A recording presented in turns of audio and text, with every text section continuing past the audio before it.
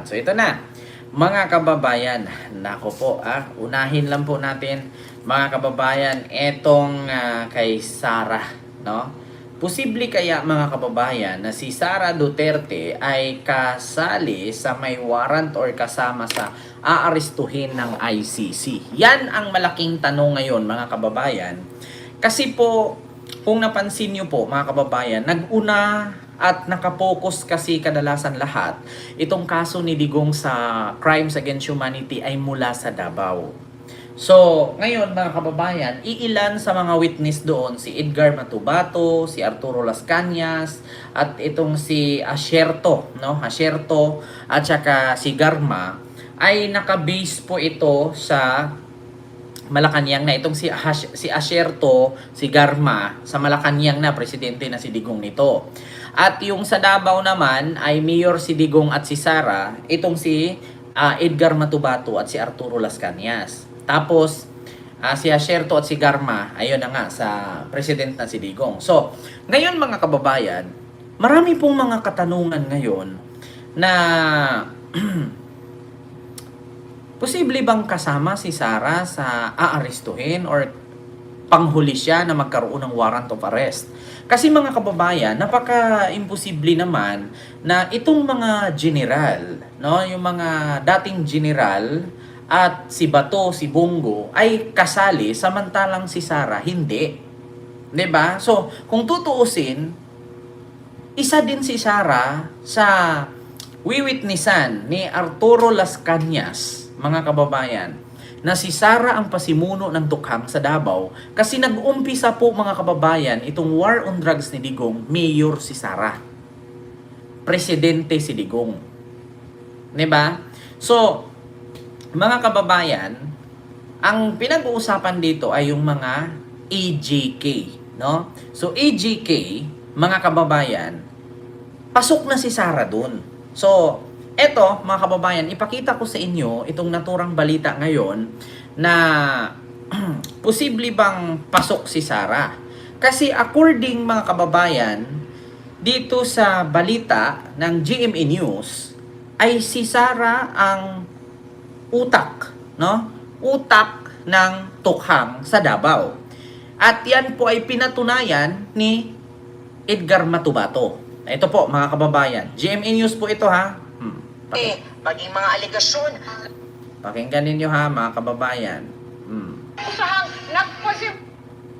si Vice President Sara Duterte naman, inakusahang nagpasimula ng Oplan Tokhang nung siya'y mayor pa ng Davao City. Inilahad dyan ng nagpakilalang dating miyembro ng Davao Death Squad sa pre-trial investigation ng International Criminal Court. Dawit din sa mga alegasyon ang leader ng Kingdom of Jesus Christ na si Pastor Apollo Kibuloy at ilang nakaupong senador.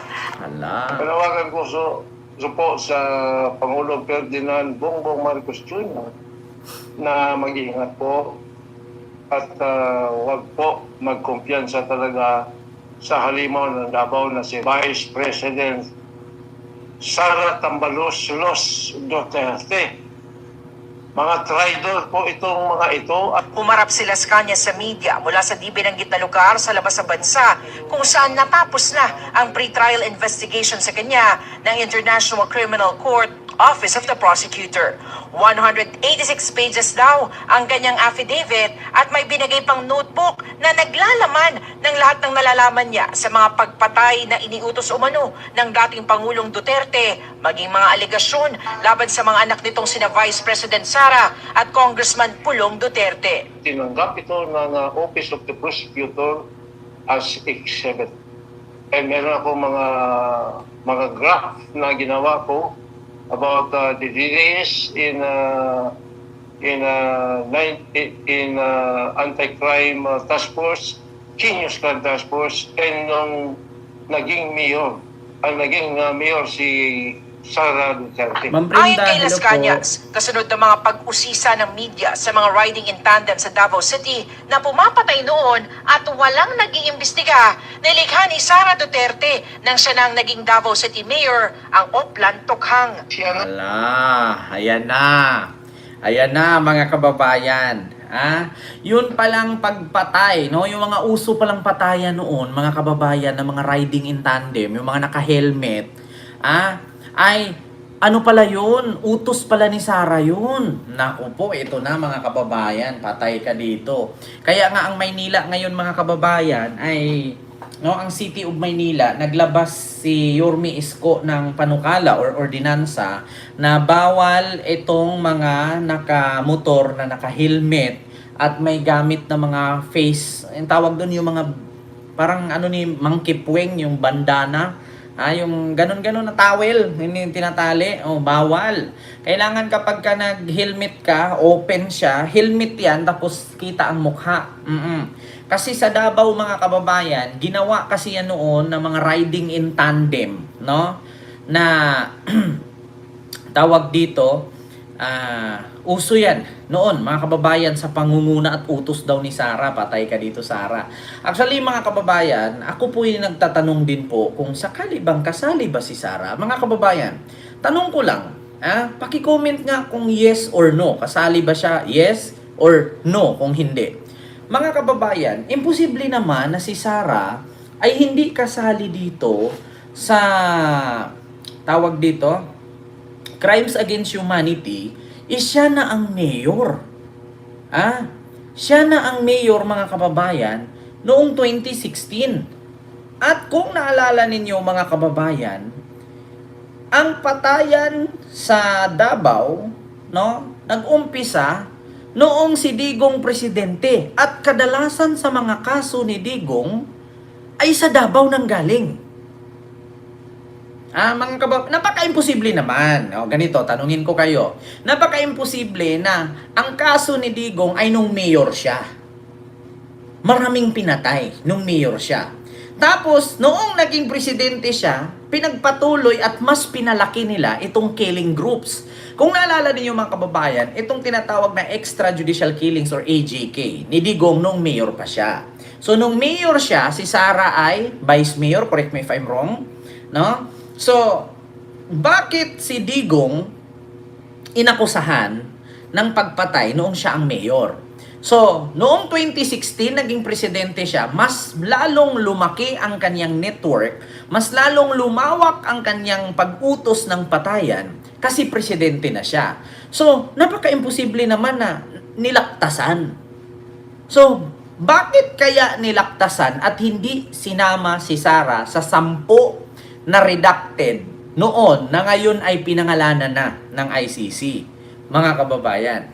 So, posible kaya mga kababayan na si Sara ay may ibang kaso bukod sa 10 na yan kasama si Digong?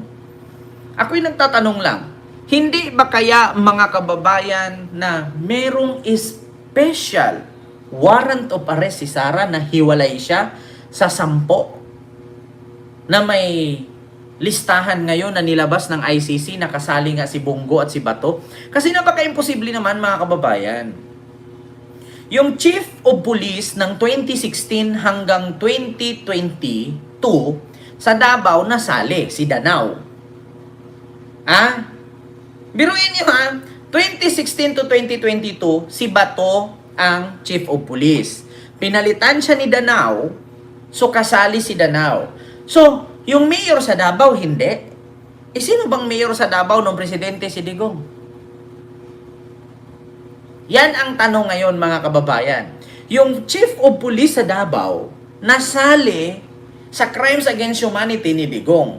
Pero yung mayor sa Davao, hindi kasali.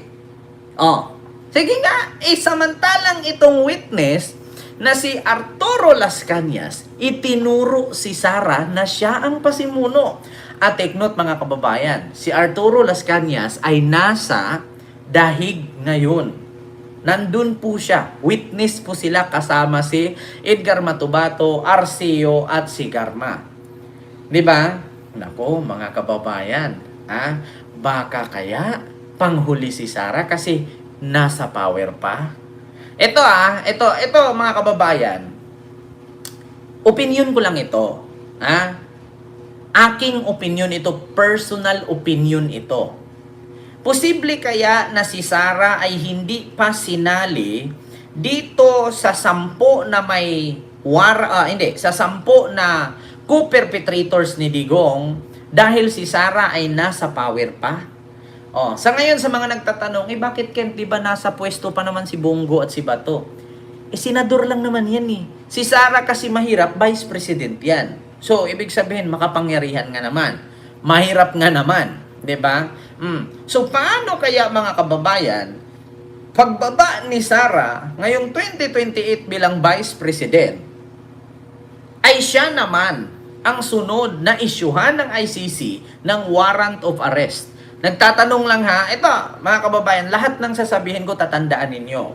Lahat pa naman ng mga naging opinion at reaksyon ko ay nagkakatotoo. Hindi ko naman kayo ini-encourage na maniwala at pinipilit na paniwalaan ako. Pero kadalasan po sa mga sinasabi ko ay nagkakatotoo. 'Di ba? Una, naalala nyo noon, ang sabi ko nga, si Bato, habang wala pang warrant, sana magbago na siya, ilaglag na si Digong, mag-witness siya. So hindi siya nakinig, kalaunan, biglang sabi ni Boying, may warrant na nga si Bato. Nung nakaraang araw lang, kung naalala ninyo, nag-react din po ako patungkol kay Bongo. Sabi ko nga, si Bongo, hanggat wala pang warrant, pwede pa siyang maging state witness katulad kay Garma, malaki po ang papel ni Bongo. Kung mag-state witness siya, ligtas siya. Pero ang problema lang mga kababayan, nandoon na nga. Ilang araw nakalipas, biglang naglabas ang ICC ng listahan na kasama si Bongo doon sa kapwa or kasama sa akusado ni Digong sa crimes against humanity or co-perpetrators. Diba? So, Kent, nabanggit ni Las Cañas na pinapatuloy ni Sara ang AGK sa Davao nang siya ay in-interview. Totoo po yan, mga kababayan. Binigkas po ni Arturo Las Cañas yan. Nung naging presidente si Digong at naging mayor si Sara po ang sumalo. Kaya nga, which is nandun si Ramil Madriaga, siya ang sumalo eh. Pagkatapos nung naging presidente na ang tatay. At nung bumaba ang tatay, doon na pinagkatiwala lahat ni Digong kay Sara itong mga goons niya. Mga sanggano daw. Sabi ng Tulfo Brothers, mga sanggano. Ito Puno dito ng Plantokhang eh. Nung nakaupo siya as mayor, noong 2012, pinapuwit niya si Bato de la Rosa as Chief of Police ng Davao City. Sinabi sa akin ni Bato de la Rosa na nag-craft sila ng panibago ngayong extrajudicial killing na campaign against illegal drug, in which is Tok-Tok Hangyo, meaning Tokhang, mga target personalities illegal drug, lalo pa mga gumagamit ng shabu at nagbibinta. Sabi niya, kinahapan ninyo, ilubong ninyo ang target para ang kaso, missing person lang. Nakita ninyo? Ang utos daw ni Sara, ingatan ninyo ang target, tapos ilibing ninyo pag napatay para ang kaso missing person. So, sa mga nagtataka dyan, na may mga ganon na nag-missing, alam nyo na. Lako. Mga kababayan, kung naalala ninyo, sino ba yung hinahanap ng anak na biglang nawala? Naalala nyo mga kababayan, yung isa sa mga nag-witness kay Dilima na bumaliktad? Di ba kung naalala ninyo, mayroong witness si Dilima bukod kay Kerwin Espinosa. Kung naalala ninyo, Ma'am Viola ng Sirisa Force, silo po at sa Sirisa Force. Kung naalala ninyo mga kababayan, mayroong testigo laban kay Dilima na nagdiin kay Dilima kaya nakulong si Dilima ng 7 taon na biglang nawala at hindi na nagpapakita kasi noong hindi nakikita, na biglang nawala at hindi na makita at ang pamilya ay nagwo-worry na until now hindi nila natagpuan kung nasaan ang tatay nila. Kasi mga kababayan, nagbago kasi ng statement itong naturang tao na witness dapat kay Dilima para mabulok si Dilima sa kulungan, mga kababayan.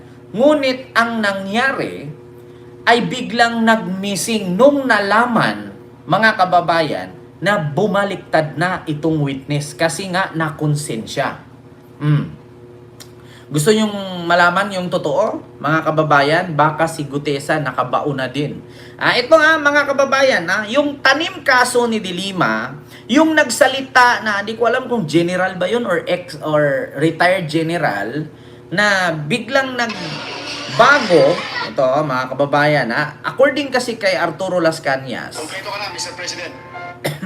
according kay Arturo Las Cañas, utos daw ni Sara, targetin ang mga adik at mga gumagamit. So, walang due process yun kasi tinarget. Kung mapagkamalan ka lang, patay ka. So, ang sabi pa daw ni Sara, iligpit at ilibing para ang mangyari, missing person lang. So, saan nila iligpit at ilibing? Doon sa Laod Quarry. Diba sa Laod? Sabi nga ni Dilima, buti nga ma'am, ni Las Cañas, buti nga ma'am, at ni Edgar Matubato, buti ma'am, hindi ka umakyat sa taas kasi kung umakyat ka, nandun na kami nakaabang, rakrakan ka sana namin, mababaon ka doon, patay ka talaga. Buti hindi ka tumuloy sa taas. Nako, patay. Ito po mga kababayan. Ito. Witness. Laban kay Dilima nawawala. Ito sana. Iniimbestigahan na ng PNP ang kaso ng dating police official na si Jerry Valeroso na halos 2 buwan lang nawawala. Nagbabalik si Andrea Salve para sa detalye.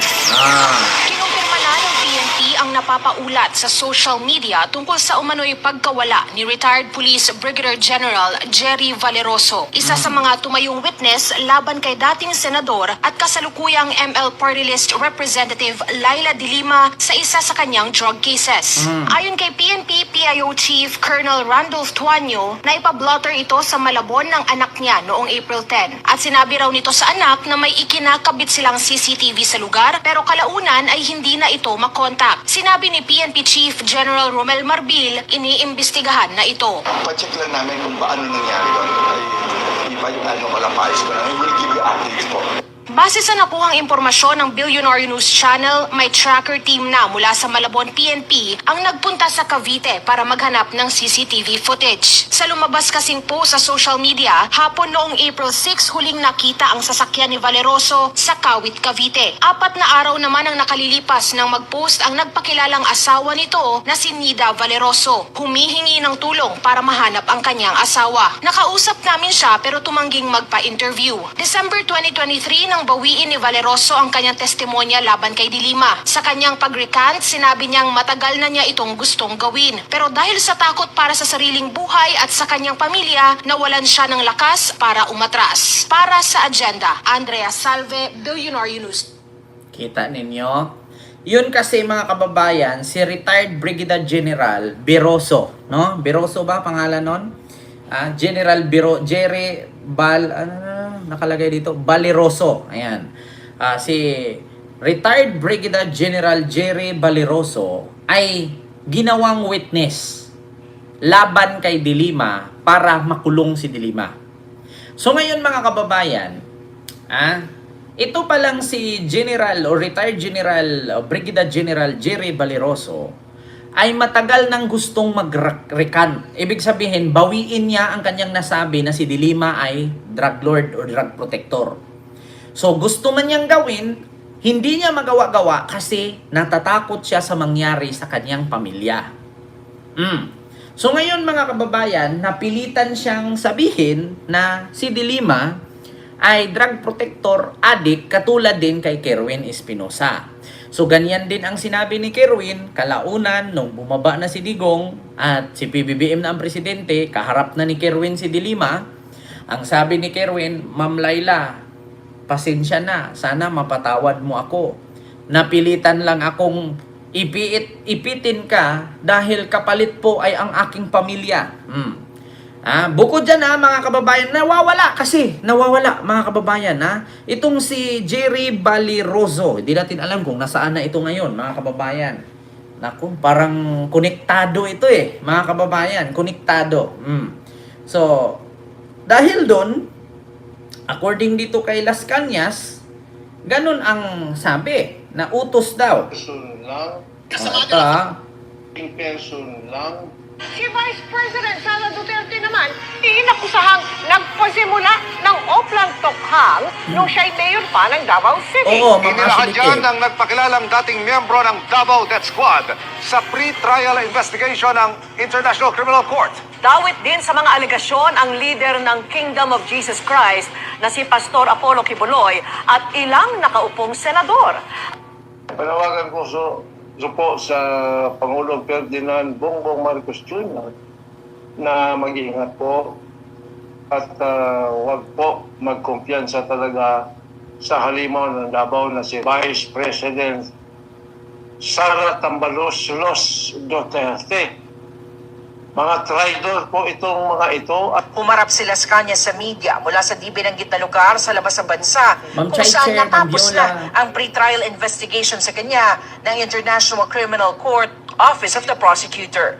186 pages daw ang kanyang affidavit at may binigay pang notebook na naglalaman ng lahat ng nalalaman niya sa mga pagpatay na iniutos umano ng dating Pangulong Duterte, maging mga alegasyon laban sa mga anak nitong sina Vice President Sara at Congressman Pulong Duterte. tinanggap ito ng Office of the Prosecutor as exhibit. Meron ako mga graph na ginawa ko about the delays in anti-crime task force, Genius Crime Task Force, and nung naging mayor si Sara Duterte. Ayon kay Las Cañas, kasunod ng mga pag-usisa ng media sa mga riding in tandem sa Davao City na pumapatay noon at walang nag-iimbestiga, nilikha ni Sara Duterte nang siya nang naging Davao City Mayor ang Oplan Tokhang. Siya nga pasimuno nitong Oplan Tokhang Nung nakaupo siya as mayor, noong 2012, inapuwit niya si Bato de la Rosa as Chief of Police ng Davao City.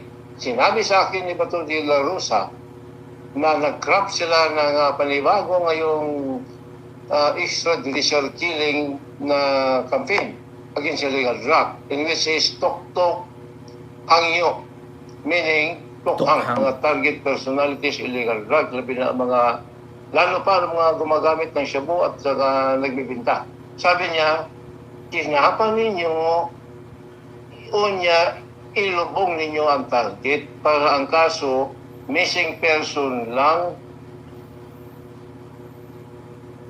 Di ba? Ingatan ninyo, tapos ilibing ninyo ang target para missing person lang. Patay kayo dito. Nako, wait lang mga kababayan. Ha? Delikado yan. Mga kababayan. Delikado. Delikado talaga. No? Nakakain tuloy ako ng balahibo. Ma'am Viola, hello po at sa Serisa Force, and kay Ma'am Bale, hello po sa iyo ma'am, and kay Ma'am Chai-Chair, ayan. And kay Axel Sinin, ayan, mega love shoutout sa iyo dyan, and kay TVNM, ayan, and kay GR, mega love shoutout, and kay Ma'am Sonia Servano. Nakita ninyo mga kababayan, kaya posible kaya na si Sara ay may special or second batch, no? Kung merong unang batch, itong 10 na kabilang kay Digong, baka may second batch pa ang ICC, mga kababayan. Ako po, patay kayo dito. Kasi dawit nga, sabi ni Arturo Las Cañas, kasama si Kibuloy. Ala, Diyos ko, mga kababayan, patay ka dito, Lustay. Nako po.